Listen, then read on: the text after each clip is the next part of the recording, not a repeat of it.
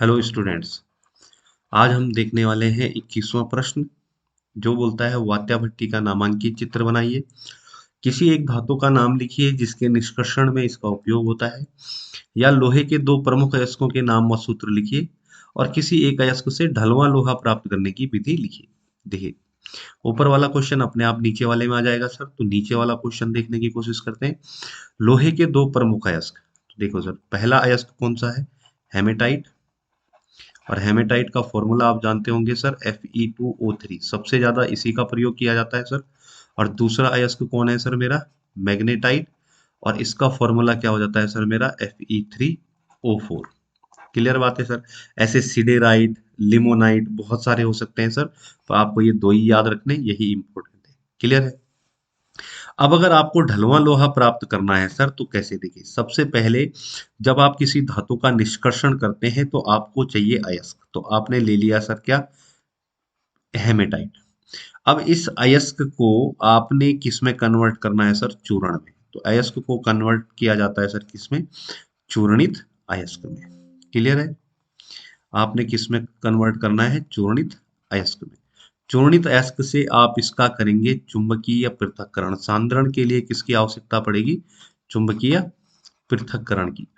और चुंबकीय पृथक्करण करने के बाद डिपेंड करता है आपने कौन सा अयस्क लिया, उसके अनुसार आप करेंगे भर्जन और निस्तापन। ठीक है। और भर्जन और निस्तापन के पश्चात आप इसको ले जाएंगे किसके लिए? प्रगलन के लिए। ध्यान दीजिए, जहां प्रगलन होता है वात्याभट्टी में, वहीं भर्जन और निस्तापन भी किया जा सकता है। वहीं क्या किया जा सकता है? भर्जन और निस्तापन। ठीक है। तो प्रगलन के लिए आप इसको कहाँ ले गए? वात्याभट्टी में लेके चले गए। वात्याभट्टी में इसका इस्तेमाल किया जाएगा।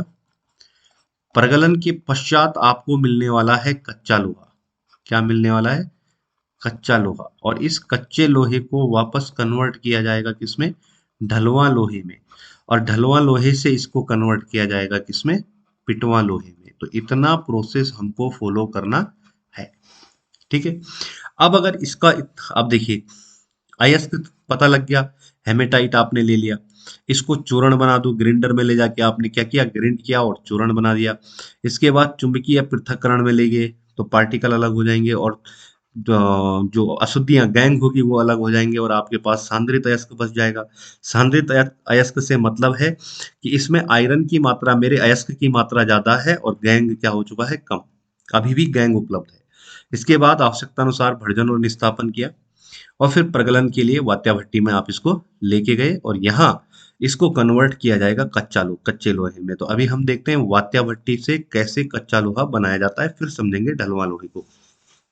ये आपके पास वात्याभट्टी है। इधर जो ये ऊपर वाला हिस्सा आप देख रहे हैं, ये वाला हिस्सा जो आप देख रहे हैं, इसको बोला जाता है कप। और ये जो हिस्सा आप देख रहे हैं, इसको बोला जाता है कोन। तो कप और कोन में आप किसको ले लेते हैं सर? अयस्क को। या कप और कोन की मदद से इसके अंदर डाला जाता है अयस्क। ये वाला जो हिस्सा दिख रहा है सर आपको, यहाँ से CO और CO2 गैसें निष्कासित की जाती हैं, या यहाँ से गैसों का क्या किया जाता है? निष्कासन। ठीक है। यहाँ से गैसों का क्या किया जाएगा? निष्कासन। ये जो जगह जो आप देख रहे हैं सर, ठीक है, इस हिस्से से आप क्या करते हैं? गर्म हवा के झोंकों को डालते हैं। क्या डालते हैं सर? गर्म हवा के झोंकों को। क्लियर है। और ये जो हिस्सा देखे सर, यहाँ जहाँ गलित लोहा आपको दिख रहा है, यहाँ से आपको मिल जाएगा क्या? ठोस अपशिष्ट मिलेगा। और यहाँ जो आपको नीचे वाला हिस्सा दिख रहा है सर, यहाँ से आपको क्या मिलने वाला है? कच्चा लोहा। क्लियर बात है सर। इतना आप समझ गए।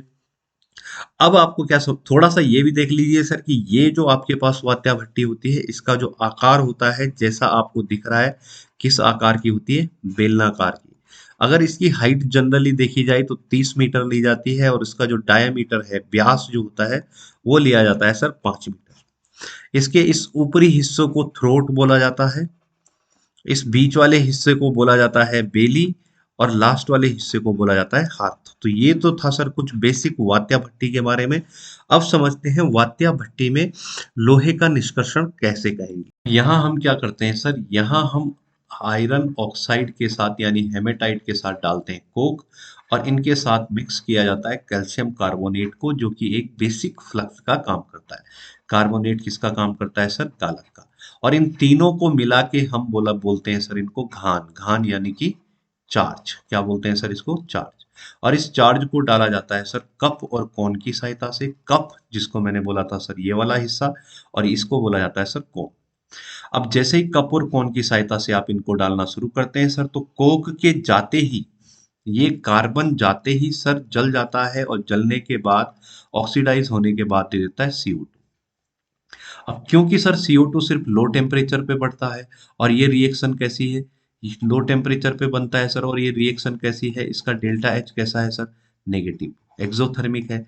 एक्सोथर्मिक होने की वजह से टेम्परेचर लगातार क्या होता है, इंक्रीज। तो CO2 तो लो टेम्परेचर पे स्टेबल है, हाई टेम्परेचर पे स्टेबल है सर कौन, CO। तो ये CO2 सर वापस रिएक्शन करती है कार्बन के साथ, और ये कन्वर्ट हो जाती है सर कार्बन मोनोऑक्साइड में। हाई टेम्परेचर पे कौन बनता है सर, कार्बन मोनोऑक्साइड। हाँ, भले ही इसका डेल्टा एच कैसा है सर, पॉजिटिव, लेकिन ऑल ओवर इसका डेल्टा एच कैसा है सर, नेगेटिव, इन दोनों रिएक्शन का। अब ये जो रिएक्शन होती है सर, इस रिएक्शन को जहां होती है उस क्षेत्र को बोला जाता है दहन क्षेत्र। क्या बोला जाता है सर, दहन क्षेत्र। और ये दहन क्षेत्र होता है सर आपका 900 से 1500 केल्विन के बीच में। क्लियर है। अब इस दहन क्षेत्र से सर ये कार्बन मोनोऑक्साइड गैस यहां से ऊपर जानी शुरू करती है, और किसके साथ रिएक्शन करती है सर, हेमेटाइट के साथ। Fe2O3 के साथ ये कार्बन मोनोऑक्साइड रिएक्शन करती है, और ये देती है सर Fe3O4 यानी मैग्नेटाइट। अब ये जो मैग्नेटाइट है सर, जिसको हम बोलते हैं, या जो ये Fe3O4 है सर, ये मिक्सचर है किसका, FeO का और Fe2O3 का। यानी आपका आयरन ऑक्साइड हेमेटाइट क्या हो चुका है सर, रिड्यूस, और साथ में क्या निकलेगी, CO2। तो ये जो हेमेटाइट है सर Fe3O4 आपके पास है, रिड्यूस आयरन ऑक्साइड है, ये वापस CO से रिएक्शन करता है सर, और कन्वर्ट हो जाता है किसमें, फेरस ऑक्साइड में, और साथ में क्या निकलेगा, CO2। ये फेरस ऑक्साइड भी सर वापस कार्बन मोनोऑक्साइड के साथ रिड्यूस होता है, और किस में कन्वर्ट हो जाता है सर, Fe सॉलिड। तो यहां से आपको दो प्रोडक्ट मिलने वाले हैं सर, एक तो मिलने वाला है आयरन ऑक्साइड, और एक मिलने वाला है Fe सॉलिड, और साथ में क्या निकलेगा सर, CO2। अब ये Fe मेल्ट क्यों नहीं हुआ सर, क्योंकि इस क्षेत्र का टेम्परेचर है कम, और इस क्षेत्र को बोला जाता है सर अपचयन क्षेत्र। क्या बोला जाता है, अपचयन क्षेत्र। और इस अपचयन क्षेत्र का जो टेम्परेचर होता है सर, ये होता है 500 से 800 केल्विन के बीच में। ठीक है।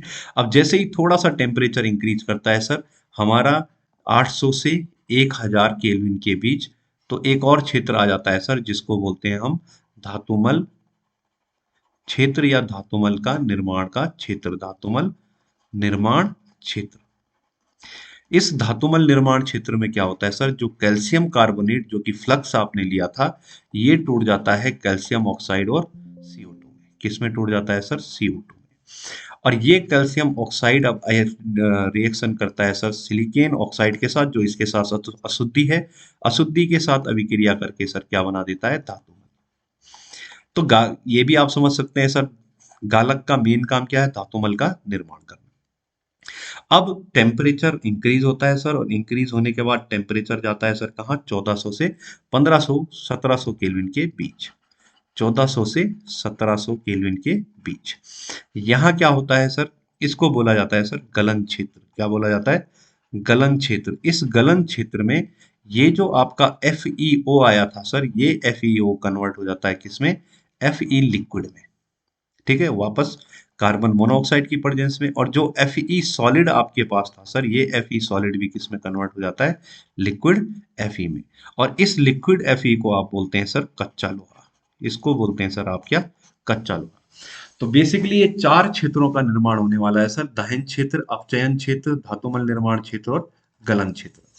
दहन क्षेत्र में इस एरिया में यहां से शुरुआत होगी सर, आपका कार्बन जलना शुरू हो जाता है, और कार्बन मोनोऑक्साइड यहां जाके बनेगी, और ये कार्बन मोनोऑक्साइड वापस आती है सर, और हेमेटाइट को क्या कर देती है, आयरन सॉलिड में और आयरन ऑक्साइड में कन्वर्ट कर देती है। और इसी एरिया में आपका क्या होने वाला है सर, धातुमल निर्माण होने वाला है, और ये धातुमल यहाँ से कहाँ निकल जाएगा, बाहर। और इसके बाद हाई टेम्परेचर पे से जो सॉलिड लोहा था सर, ये किस में कन्वर्ट हो जाएगा, लिक्विड, कच्चे लोहे। अब इस कच्चे लोहे को, तो कच्चा लोहा तो सर आपको मिल गया है ना, कच्चा लोहा तो आपको मिल गया सर। इस कच्चे लोहे से आपने बनाना है क्या, ढलवा लोहा। तो ढलवा लोहे का निर्माण कैसे करेंगे, चेक कीजिए। अब आपको क्या करना है सर, वात्या भट्टी से वात्या भट्टी से जो आपको कच्चा लोहा मिला था, इस कच्चे लोहे में, ये जो कच्चा लोहा आपको मिला था ना सर, इस कच्चे लोहे में होती है 4% की अशुद्धि। साथ में होता है sir sulphur, silicon, phosphorus, manganese जैसी अशुद्धियां होती है किसमें? कच्चे लोहे में। ठीक है सर। अब इस कच्चे लोहे को क्या करते हैं सर हम? इसके साथ दे देते हैं रद्दी लोहा, है ना, रद्दी लोहा डाल देंगे, या डाल देंगे सर हम कार्बन, है ना, रद्दी लोहा डाल देंगे सर। और रद्दी लोहे के साथ क्या डाल देंगे सर? कोक या कार्बन में बोल दूंगा सर। और इसको वापस गर्म हवा के साथ गर्म किया जाता है सर, गर्म हवा के झोंकों के साथ क्या किया जाता है? गर्म किया जाता है। और गर्म हवा के झोंकों के साथ गर्म करने के बाद आपको एक कठोर और भंगुर लोहा मिलता है सर। कैसा लोहा? कठोर और भंगुर लोहा मिलता है सर, जिसमें 3% कार्बन होता है। कार्बन की अशुद्धि अब कितनी रह गई? 3%। और इस कच्चे लोहे को हम क्या बोलते हैं सर? ढलुआ लोहा। ये जो भंगुर और कठोर लोहा था, इसको क्या बोला जाता है? ढलुआ लोहा। क्लियर बात है सर। अब अगर इस ढलुआ लोहे से भी आपको क्या बनाना है? पिटवा लोहा बनाना है, तो आपको इस ढलुए लोहे को कहाँ ले जाना होगा सर? परावर्तनी भट्टी में। कहाँ ले जाना होगा? परावर्तनी भट्टी में। अब ये कैसे बनते हैं सर? तो बहुत लंबा चौड़ा प्रोसेस है, पर हम इसको आसानी से समझेंगे। तो इस ढलुए लोहे को परावर्तनी भट्टी में ले जाके सर हम क्या करते हैं?